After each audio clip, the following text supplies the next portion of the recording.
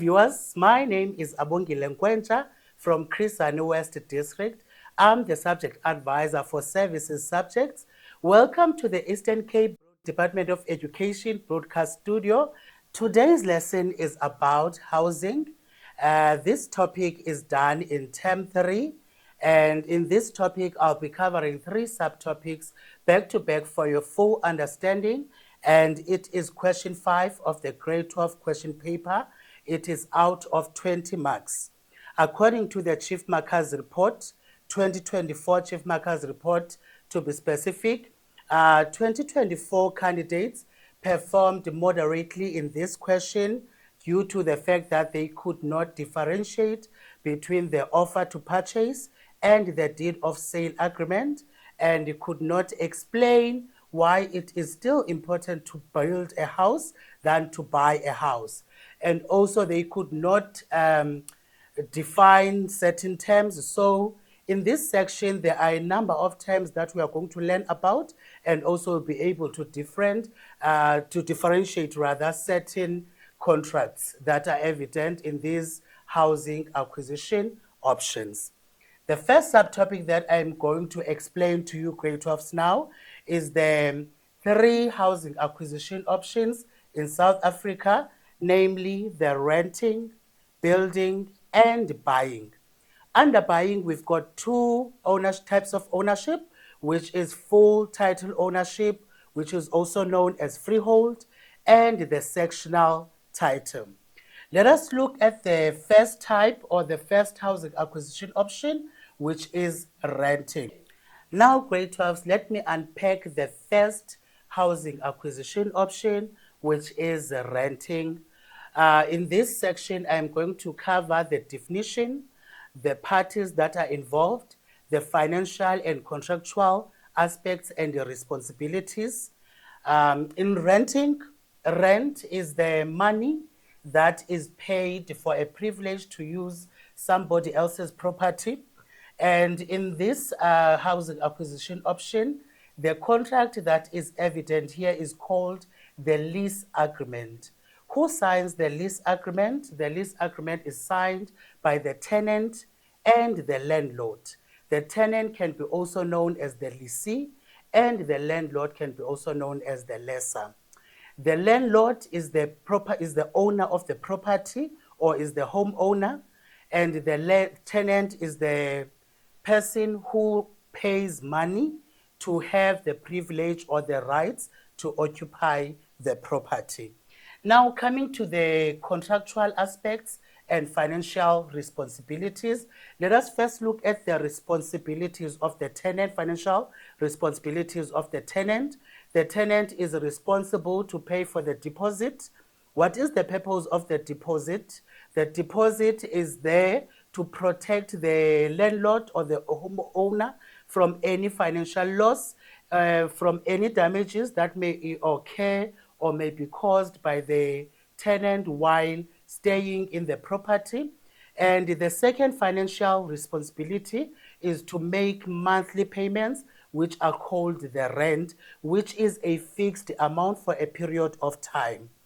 And the landlord is responsible for the following financial responsibilities: to maintain the entire property, and to pay the property tax to the municipality, and to pay the rates such as water, electricity, refuse removal, and sanitation.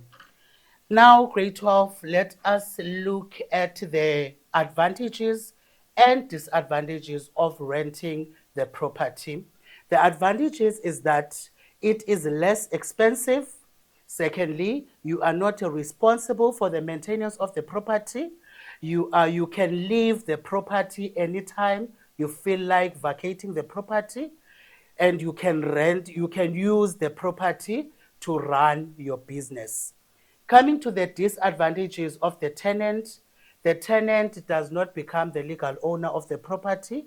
Your monthly repayments are not an investment, and also you cannot secure a home loan using the property that you are renting. So the grade 12s, that is our first housing acquisition option, which is renting, which involves the landlord and the tenant, which has the lease agreement, which is signed by both parties, the tenant and the landlord. Now, let us fast track to our second housing acquisition option, which is buying. To buy a property occurs when you buy a new house or when you buy an existing house from a developer. As I've alluded earlier, that buying has got two types of ownership, which is full title ownership and sectional title ownership. I will first explain the difference between the full title ownership and sectional title ownership. The first one I'll be diving into is the offer to purchase. The offer to purchase grade 12 is written by a buyer. It is written by a buyer to the seller. What is contained by the offer to purchase? The offer to purchase contains the price of the property and the conditions and terms of purchasing the property. Once the offer to purchase is signed by the buyer and the seller, it is now called the deeds of sale agreement. It is called the deed of sale agreement. So this basically means that in buying, the contract that is evident here is called the deed of sale agreement, which is signed by which parties? The buyer and the seller. The second step is to pay the deposit and also to apply for a bond. A bond is the money or is a loan that is made by the buyer to the bank. Once the bond is secured by the buyer from the bank, the buyer now is going to make monthly repayments of the loan, which are called the mortgage bond. The mortgage bond consists of the bond and the interest. The interest can be fixed and can be variable. What does that mean? If the bond repayments are fixed, this basically means that when the repo rate changes, the buyer that is on the fixed interest rates will not be affected. The buyer is going to pay the same amount until the end of the term.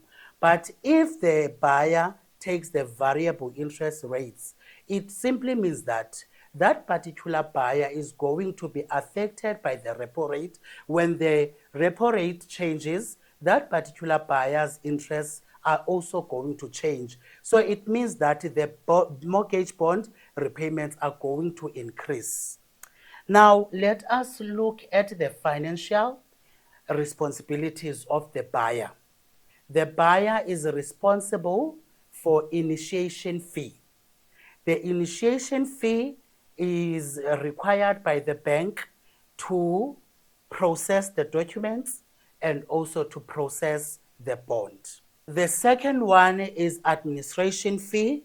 Once the buyer secures a bond or a home loan, the bank charges the administration fees, which are used to process the bond and also to process or to register the mortgage bond. And the other financial responsibility of the buyer is to pay the conveyance fee. The conveyance fee is paid to the conveyance attorney, and the third fee is the conveyance fee, which is paid to the conveyance attorney, the attorney who is responsible for the transferring of the ownership of the property, and the transfer fees. The transfer fees are charged by South African Revenue Services from the buyer, which are used to transfer the ownership of the property, and also the deeds office fees. The deeds office fees are paid to the deeds office to register the ownership of the property, and the role of the deeds office is to issue the title deed, which proves the ownership of the property. Also, the buyer is also responsible for paying the occupation fee.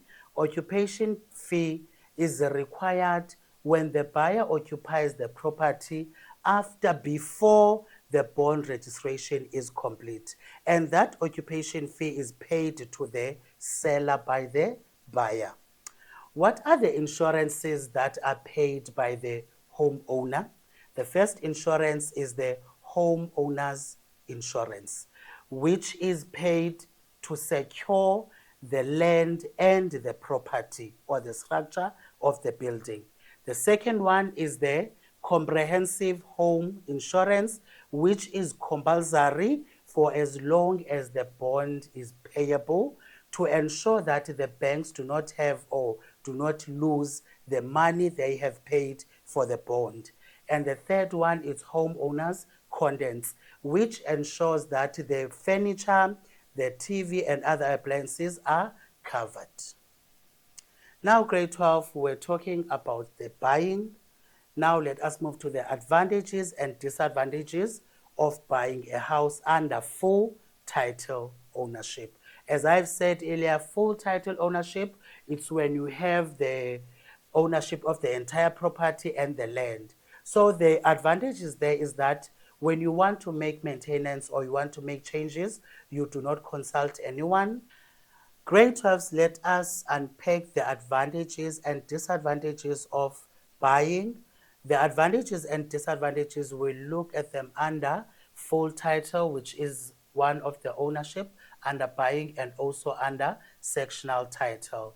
Under full title ownership, as I've alluded earlier, that full title ownership occurs when you are you are the owner of the entire property and the land. So the advantage is there is that you can make changes to the property anytime. You do not have to consult anyone. Secondly, you can extend the house in future and you have complete privacy. Coming to the disadvantages of full title ownership, the maintenance of the property is your responsibility. Secondly, it is not safer or it is not safe compared to the sectional title ownership. And also you have to pay property tax and rates to the municipality. Coming to the sectional title ownership. Sectional title ownership, it's when you are the owner of a section in a complex. Automatically you become a member of the body corporate. The role of the body corporate is to select trustees. The purpose of the trustees is to manage or to control the day-to-day running of the property. Each and every member of the body corporate is responsible for paying a levy. What is the purpose of the levy under sectional title ownership? That levy is used to employ staff, to maintain the building, to employ the gardener, and also to employ security guards. Now, coming to the advantages and disadvantages of being a sectional title owner. One, the advantage is that the maintenance of the property does not rely on you. It is the job of the body corporate. Secondly, it is safer as you will be having security guards in the property, and also you can sell or you can secure a home loan using the property. The disadvantages now is that you do not make changes to the property as you wish. You must consult the body corporate. Secondly, there is less privacy compared to the full title ownership. And also, you cannot make changes anytime you wish to do so. You must consult the body corporate. And the other disadvantage is that here, there are levies that you have to pay monthly. So those levies can increase, and therefore it means that you must always review your budget. We will now explain the last housing acquisition option, which is building. Under this option, grade 12s, I want you to note the following: the definition, the financial and contractual aspects, and what is contained in the contract, in the building contract, and who signs the building contract. Firstly, I will explain the responsibility of the homeowner. The homeowner is responsible for choosing the right location and also to buy or choose the house plan that is approved by the municipality. And the other responsibility is to choose the building contractor that is registered from NHBRC, which is National Home Builders Registration Council in full. Building is when you buy the material and you buy the land to construct a house. There are financial and contractual responsibilities of the homeowner. The homeowner is responsible for signing the contract with the building contractor.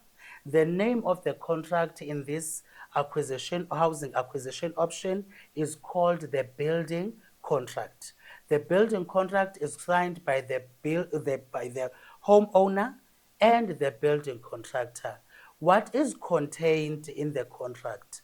The contract contains the payments, when is the builder contractor is going to be paid. Secondly, the dimensions or size of the property according to the house plan. Thirdly, the dates, when is the house going to be finished. And lastly, the house finishes should be contained in the building contract. There are advantages and disadvantages, grade 12, of building a house. Let us first look at the advantages. The first advantage is that you do not inherit the problems of the previous owner. You can build the house to meet or to suit your needs and style or preferences. And also, you can stop whenever you feel that you are overstressed financially. Coming to the disadvantages, grade 12, of building a house. The first one, it can be a time-consuming process. There can be delays due to weather, and there can be extra expenses that were not initially planned. So it means that it also affects your budget. Let us do the recap, grade 12, of the three housing acquisition options, which is renting, buying, and building. Under renting, we said we've got a contract which is called the lease agreement, which is signed by the tenant and the landlord. And we've also explained the financial responsibilities of the tenant and the landlord. And we've also covered the advantages and disadvantages. We've also explained the difference between the full title ownership under buying and also the sectional title ownership. And we have also explained the difference between the offer to purchase and the deed of sale. We have also explained the fees that are applicable when buying a house, and we have also explained the disadvantages and other advantages under buying a house. And lastly, we have unpacked the last housing acquisition option, which is building. Here we've explained the contract that is evident, which is the building contract, and who signs that building contract, which is the homeowner and the building contractor and the organization. Lastly, grade 12, we've covered the last housing acquisition option, which is building.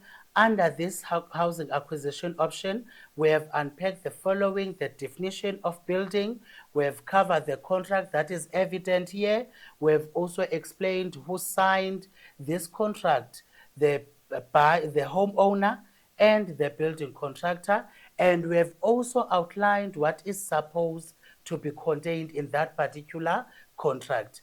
And we have also explained the organization where the homeowner can choose the registered building contractor. Now let us unpack the last part of our lesson, which is home contents. We've come to the end of our lesson, grade 12s. This question is on question 5, grade 12s, as I have said earlier, and it is out of 20 marks. In order for you to be able to score good marks in this question, you must master your terminology.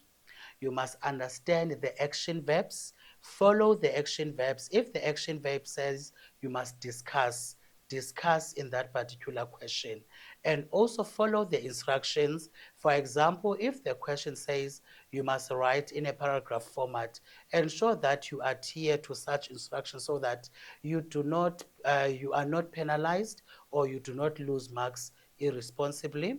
And also, grade 12s, you must ensure that you adhere to the mark allocation. The length of your responses, you should ensure that they adhere or they correspond with the mark allocation. I wish you all the best for the preparatory examination. We have come to the end of our lesson. You can leave your questions on the comments. Don't forget to leave the name of your school so we give shout outs. Please share, recommend, and subscribe to our YouTube channel. Thank you for watching. See you on the next lesson. Goodbye.